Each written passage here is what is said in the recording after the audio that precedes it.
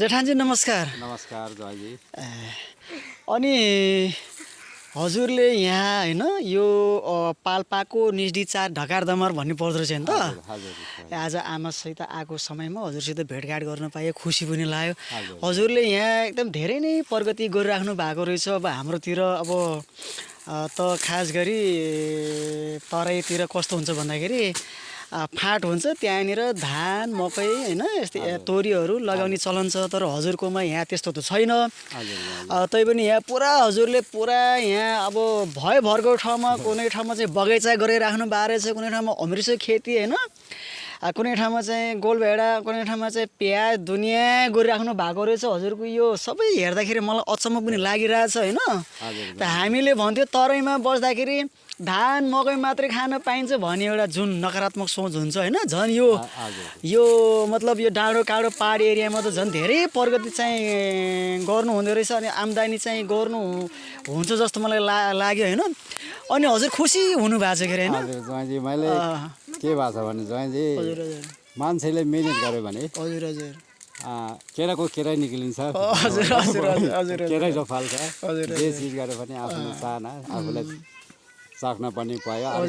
Organic हो, मैले बेसाडी पनि छरेन। मैले यो फलफुल भएको चिज मैले रोप्न एकदम गाह्रो हुन्छ।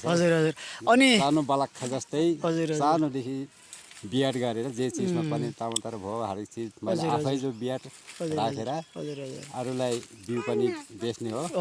मैले आफूले जति सकिन्छ रोपेर अनि अरूले जस्तो गर्नु त तर कहाँ सकेछ र।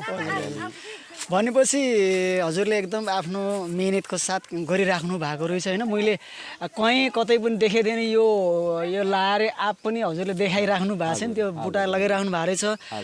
अनि यो हजुरको यो पेसाप्रति हजुर त अलिकति जाँगर्दै छ के अरे नि त? हजुर जयजी, लगभग मलाई काम गर्न मलाई त्यति जङ्गार हो हुन्न। हजुर हजुर हजुर सानो बिरुवा रोप्छु। हजुर हजुर बलक्खा जस्तै हो नि त्यो पनि।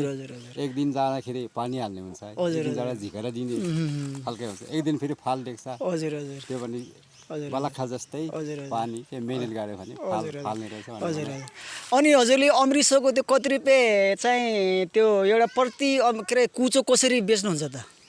मैले लगभग मैले धेरै नै गरेको त लगभग बेचेको त 2-3 वर्ष भयो। हजुर हजुर 2-3 वर्ष भएको छ।